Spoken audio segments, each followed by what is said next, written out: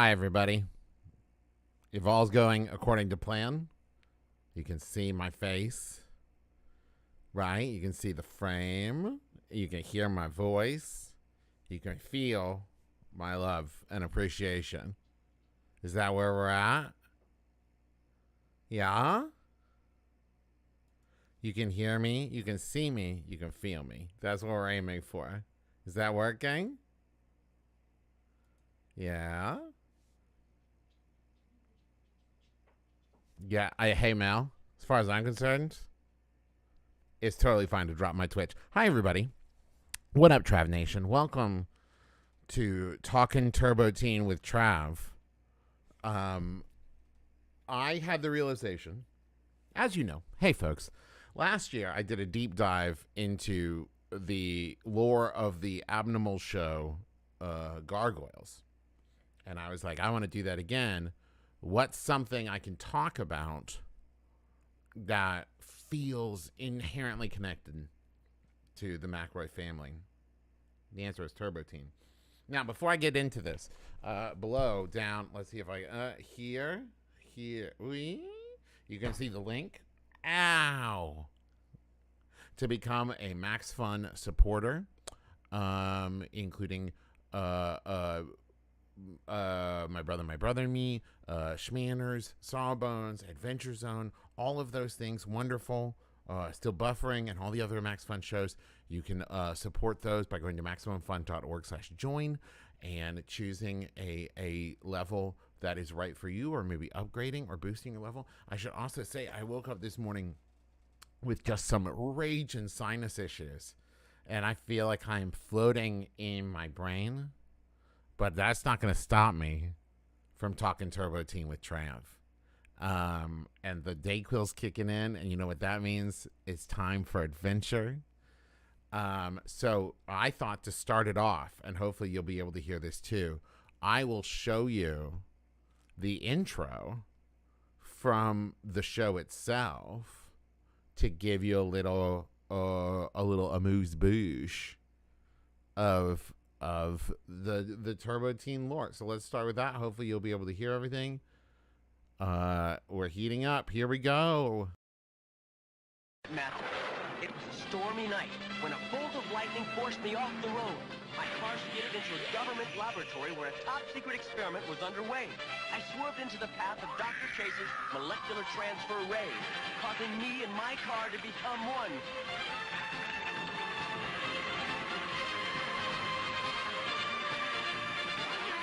The incredible Turbo Teen!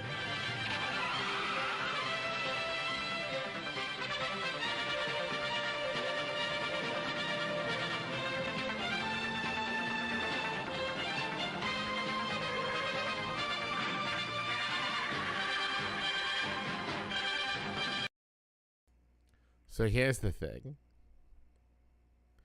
This is the basics.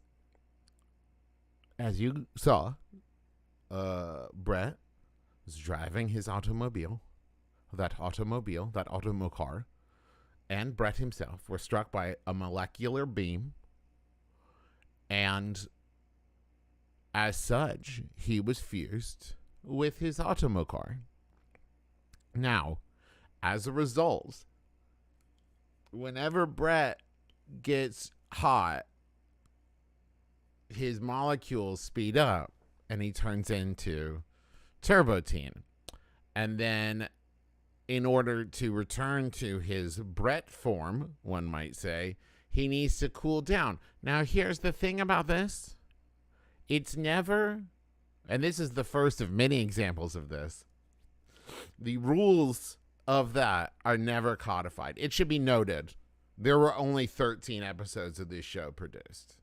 So it's quite possible that had time gone on and there had been more episodes, maybe eventually they would have codified exactly what temperature change needs to happen for this to occur. But in just the 13 episodes of the show, we see him transform both because of stuff like fire, but also because some pizza that was a little too hot fell on him So it would imply, logically, that were he, say, out of doors where the temperature was in the mid 50s, and then he entered a building where the temperature was in the 70s or even high 60s, he would change into a car. Now, similarly, how much does it take to cool down? In one scene, we see him drive in to, I guess, what we should call a drive-in freezer. But in another episode, his mechanic slash best friend spills an icy drink on the hood of Turbo Teen form, and he turns back into Brett. So it seems like it takes very, very little to trigger this change. And yes, Sabrina, to your point, I don't think they ever encounter what happens to Turbo Teen in, let's say, adult situations. But I have to imagine that as his temperature gets warmer, as his body heat rises, he would become a car. Unfortunate. Does he fight crime? Yes. In one episode, maybe the most confusing, which you can find in its entirety on YouTube, called The Video Avenger. He's playing an arcade game. Pizza falls upon him. It is hot, so he turns into a car in the middle of the arcade. And wonderfully here, once again, another, in many examples of this occurring, another person, a bystander, sees him become a car, takes their glasses off, wipes their glasses, puts them back on, and says, "I need a new prescription." As though in the history of eyewear, having an outdated prescription might make you accidentally, erroneously perceive a human being turning into a car and staying a car after you've cleaned your glasses and put them back on. Okay. But, so, he turns into a car. He has his mechanic friend hook the arcade game into him. It is not explained how that works, especially not in 1984. And as such, he is then playing, we're at 10,666. He's playing the game through being a car, which hacks into an evil military organization. And then they're like, we got to stop this car that's hacked into our evil military organization computers, and they have to fight. It is a poorly written show. It is not well written, but wonderfully conceived. And perhaps my favorite thing about it, as I hinted at earlier in regards to physics and rules and such, they don't give two solitary shits about physics or logic or rules, right? So if you're worrying about, for example, say his girlfriend leaves her sweater in the back seat when he's in car form, when he turns back to boy form, does he have a sweater in his lower intestines? Doesn't matter. It doesn't come up. It's not a problem. You're asking, what if he gets a flat tire, let alone a car accident, and turns back to a boy? It's fine. Don't worry about it. Everything about it is fine. Don't worry about it. And it's one of my favorite aspects of this show is that logic doesn't occur. And to illustrate that, I have another scene I would like to show, and then we can talk about it afterwards. Here we go. Beauty pop. Come on, Brett.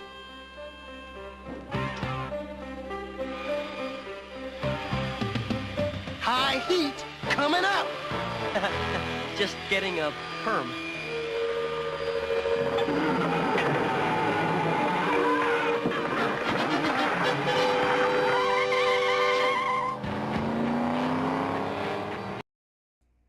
Okay, so let's talk about this for a moment.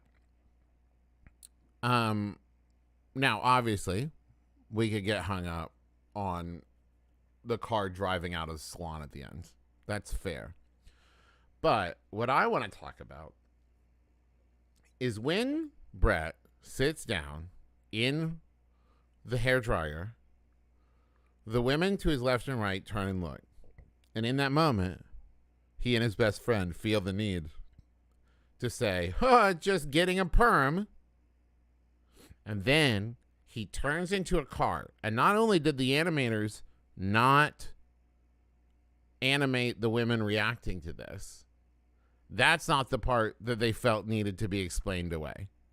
They needed to explain, why would this man walk in off the street and sit down in the blow-drying chair without any kind of a woman? Now, don't get me wrong, that's obviously weird. That would be weird if that happened in isolation.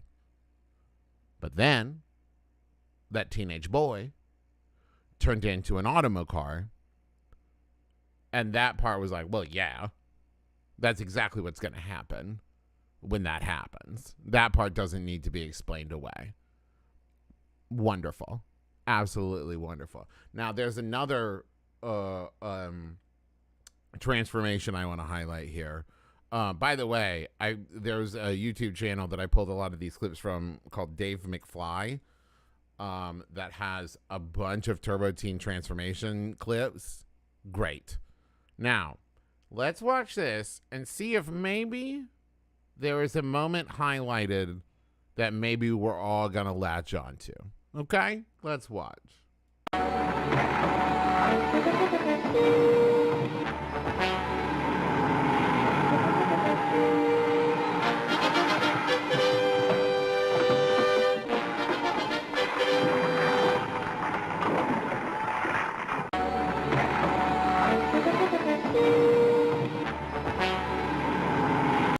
Yeah, so I played it. I let it start twice because why? There's a lot going on, obviously. But, man, they highlight that butt, right? They really highlight that butt, right? They're like, what that butt do? Let's find out. And the thing is, that clip is like 16, 17 seconds long. It's important to note, they, from what I can tell, every time he transforms, they give it such a hero treatment visual. You would think that after like the first couple episodes, even if not the first episode, they would be like, you get it, right? And then there would be like flash of light or off-camera reaction shots or something, and then he's a card. No. Every time, they really spend the time with it to show him transitioning. And they don't go out of their way. In fact, I would say they go out of their way to make it as body horror as possible. Like, there's no effects masking anything. There's no, we don't get any, like, black and white shading or bright flashes to cover his face turning into the grill of a car. So there's one more transition I wanted to show before we get into like the nitty gritty of facts and lore. This one just makes me so happy. Clearly Turbo Teen Brett was at a school dance.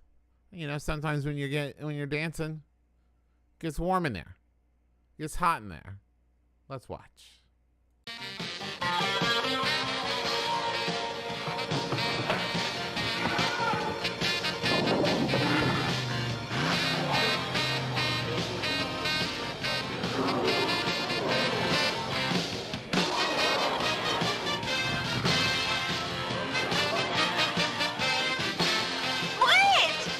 It's Monique.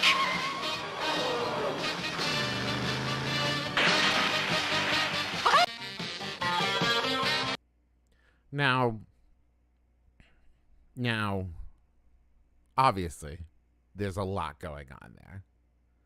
Obviously, there's a lot going on. First of all, how great is that? Second of all, The fact that he is not reacting to it at all, that he's not like, oh no. And that's the thing about this that I love. Oh yeah, and the fact that it is the Heart of Rock and Roll, but like a school band cover of Heart of Rock and Roll. But the fact that Brett is turning into a car in the middle of his school dance, and he has no panic about this. And in fact, I think in general, when he transforms into a car, there's very rarely like a, oh no, not now. How could they? It's more just like, well, here we go. And then he's so into it. But then also, as you can see, maybe like 50 bystanders, just like, and the fact is, I believe that this show wants us to accept that people do not know that Brett is also a car, or that this talking car, I don't know how famous the talking car in this world is, though there are several people who are like, I'd like to get my hands on that talking car. But no one seems to have put together, oh, do you see that boy turning into a car? Maybe that's the boy car everyone's talking about. It's like everyone sees it and then instantly forgets it because they're so traumatized that they can't, their brains won't hold on to the idea that this boy just turned into a car and danced around. I think that's what we're looking at. Okay, so let's get into the lore. First and foremost, let's talk about the creator of Turbo Teen. The creator of Turbo Teen was a company called Ruby Spears. Now, Ruby Spears had originally been a part of Hanna-Barbera. Are you ready for shocking fact number 1? Ruby and Spears, while working at Hanna-Barbera, were the creators of Scooby-Doo. They created Scooby-Doo, Where Are You? I'm sure there was another team of people, but Ruby and Spears, were the creators of Scooby-Doo. This was originally created because they wanted a show that competed with the Archies and the Beatles. And so they were like, we're going to make a group of kids. Originally, they were in a band. I don't know if the Mystery Gang or Mystery Inc. Continued to be in a band, but they're supposed to be in a band and they solved mysteries on the side. So they created Scooby-Doo, right? So then they left Hanna-Barbera and they formed their own company called Ruby Spears. Now, Ruby Spears has quite a few credits. If you can see them here, there's a lot, including the Plastic Man Comedy Adventure Show. Great. Heathcliff, amazing. Let's see, the Scooby and Scrappy-Doo Puppy Hour, the Mork and Mindy Show, Rubik, The Amazing Cube, Get Out, Mr. T, and most notably, Alvin and the Chipmunks, incredible. The Dragon Slayer Show, then Turbo Teen, a bunch of stuff here, including, you'll notice there at the bottom, Abnormal's Classic, Wild West, Code of the West, Boys of Moo Mesa. Huge. So, Ruby Spears put this all together, right? Now, I know what you're asking, but Travis, the character designs? A boy who turns into a car? Who could design something like that? Well, I'm glad you asked, because it is comic book legend Jack Kirby. Jack Kirby, who created, I would say, a bajillion Marvel characters, also was brought in to do the character designs for Turbo Teen. The man who had a hand in creating my favorite superhero, Wonder Man, also did the character designs for Turbo Teen. Now, where was the inspiration for Turbo Teen, you might ask? Well, in case you hadn't put it together, Knight Rider was a big inspiration. They looked at it and they said, a man in a car fighting crime, fighting bad guys. What if we literally cut out the middleman and instead said, boy car? Not boy and car, boy car. So that, plus there was a lot of stuff going around, there was like an Incredible Hulk cartoon at this point. And people really liked that. Oh, he gets angry and he turns, and so like that was supposed to be, kind of the inspiration for this as well. This was shortly before Transformers came out, so it I guess had a little bit of a little bit of head start on Transformers, but also important to know. Oh, so the car that he turned into is a 1984 Pontiac Trans Am combined, kind of amalgamated with a Chevy Camaro, which I saw listed a couple different places as like the sister car. I didn't know that was a concept, that it was like, oh, these two cars are sisters. I don't know. I guess they like were similarly designed. I don't know, but it was a combination of those two. And as you can see, the Pontiac Trans Am and Kit from Knight Rider was also a Pontiac Trans Am. So it was like a direct combination. Oh, you want to know Robin Williams' connection to this? Okay, thank you for asking. There is a slight strange, I would say, connection in that they're the main bad guy. I would say the arch rival to Turbo Teen was Dark Rider, and Dark Rider was like someone in a scary monster truck who was trying to get the secret of Turbo Teen, get Turbo Teen's secrets, and it was voiced by absolute voice acting legend Frank Welker. Now, Frank Welker has done a ton of things, including all of these things you see here. He was, why am I blanking? Who's the Megatron? He did the voice of Megatron. He did the voice of, let's see. He did the voice of Claw in Dr. Claw and Inspector Gadget, which he basically used that same voice for Dark Rider. So there's that. He did the voice of the basically dog-like gargoyle you can see there, but he was also the voice of Apu in Aladdin. So he was there starring right alongside other voice actor Robin Williams as the genie and Abu. So they were co-stars. This guy has been in literally everything. Okay. Now, here's some interesting facts about this show. It debuted in 1984, and it ran for 13 episodes. So I was born in 1983. Justin was born in 1980, and Griffin was born in 1987. There is no logical reason we should know about, let alone care deeply about, this show. It only ran 13 episodes. So it's not like it was in syndication and we were seeing it pop up everywhere.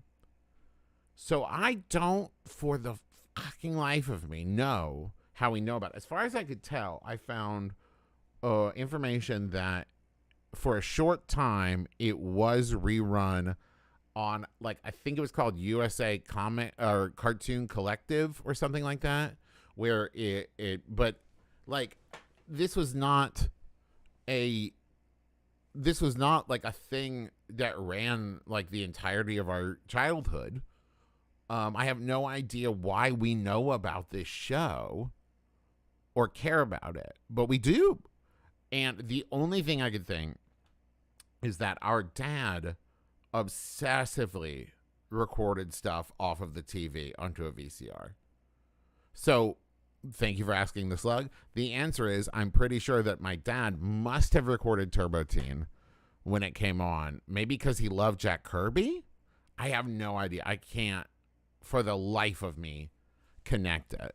But that it must have been that Dad videotaped it and then we watched it at some point. Or it's also possible that one of Dad's favorite things to do, long before there were DVDs of things or anything, like Dad would go to like comic book conventions, real old school comic book conventions, and he would find like bootleg tapes of canceled cartoons and like old kid shows and stuff that he had grown up with that he thought we would like, right? And so he would bring those home and we would watch them. Do I think that is illegal? Maybe in the strictest sense, but remember, like I'm saying, at this point, it was like 1992, right? So like they were not putting these things out on DVD. A lot of these were just like you would find them because someone had videotaped them off of something and had copied them onto a bunch of like, VHS tapes and everything. So that has to be the only way we could have found out about this. Now listen. Let's talk about merchandise for this show because, as you know, when you're thinking about 80s cartoons, the G.I. Joes, the, Transformers, all of these things, My Little Pony, all of them. It was all about the toyetics, all about the toys, right? So first, there was a Turbo Teen coloring book. Pretty straightforward there. It was on Cartoon Network. Wait, they reran Turbo Teen on Cartoon Network? Okay. And then, of course, there was the Turbo Teen convertible model kit. I'm going to biggie size this a little bit here. Whoop. As far as most people could tell,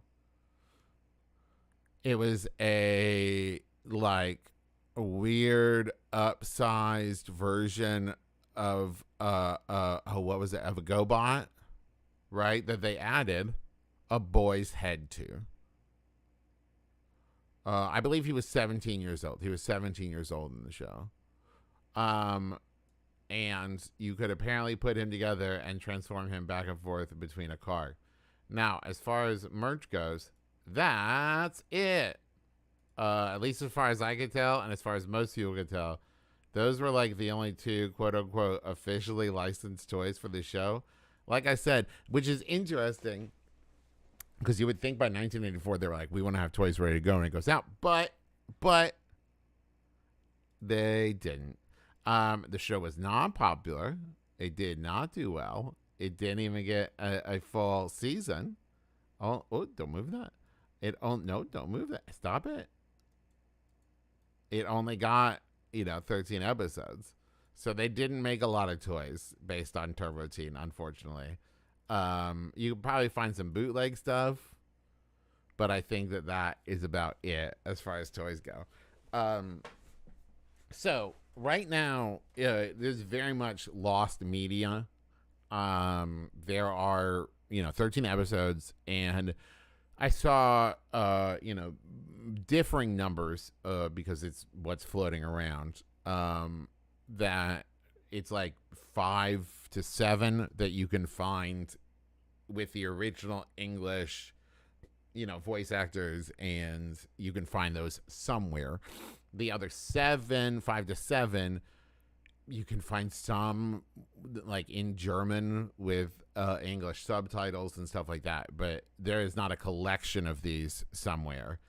And hopefully maybe they'll be recovered. I frankly think a rip-roaring reboot of these is ready to go. Should happen anytime. But one of the very tricky things about this, so Ruby Spears was like an independent company for a while, then got bought back by Hanna-Barbera. Then Hanna-Barbera got bought by, I think, Warner Brothers, maybe? Like Hanna-Barbera got bought by somebody, and then I think that they got bought by somebody else. So at this point, the ownership, let alone where these things exist somewhere, is very murky at best. So the chance of there ever being any kind of like official reboot or something is I think very questionable. But yeah, it was Turner. That's right. So then Hanna-Barbera got bought by Turner, and Turner got bought by, I think, Warner Brothers or something like that. So it's very it's changed hands many times is basically what is important. Now, here's the thing. I see you all in the comments. Questions like, Dylan, does he have to perform routine maintenance? This is what I'm saying. They don't ever cover this, right? I think that there is room for a maybe not reboot so much as a TV series sequel. Does that exist? Where now he is like a middle-aged detective and he still turns into a 64 grand Trans Am, but the car's like 50 years old or whatever, you know? I would watch that. So that is the bizarre history and lore of Turbo Teen. I hope that it has been informative, life-changing, brain-altering. I don't know exactly what I'm going for here. But if you have learned anything, one, please like and subscribe. Smash that like and subscribe button. But also consider going to MaximumFun.org/join and becoming a MaxFun member today to support shows like My Brother and Me and The Adventure Zone and Schmanners and Sawbones and Wonderful and all the other amazing MaxFun shows. Our next goal is 12,000 new and upgrading members or boosting members, at which point we will play Celeste with me, Justin, and Griffin, each one of us controlling a different part of the controller. That will be fun. We are currently we're very close to 10,700, so I think we can maybe hit 12,000 by the end of the day. Don't forget, Friday we'll be doing a pizza party at 1 p.m. here on the McElroy stream. What else? Anything else I need to let people know about? I don't know, man. This is a wild show, and going back and watching some of the clips and some of the stuff is good. Do you guys want to watch the dancing? Let's go to the school dance one more time. We'll go to the school dance one more time. I'll be right back. Hold on.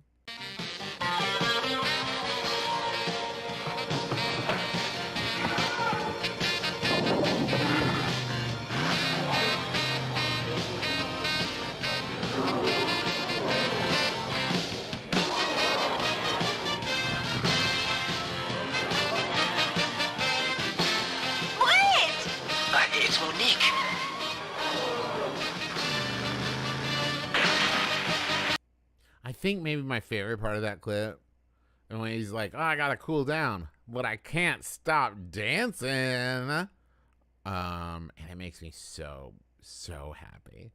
So thank you all so much. I'm gonna play the weird transformation clip just to let it keep going for a while, to wrap up. So maybe just keep watching it. Maybe we'll spot some new things.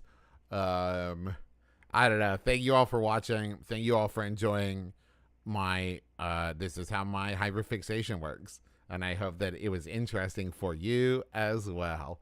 All right. Thank you all so much. Don't forget to go to MaximumFun.org/join. And, yeah, have a great day.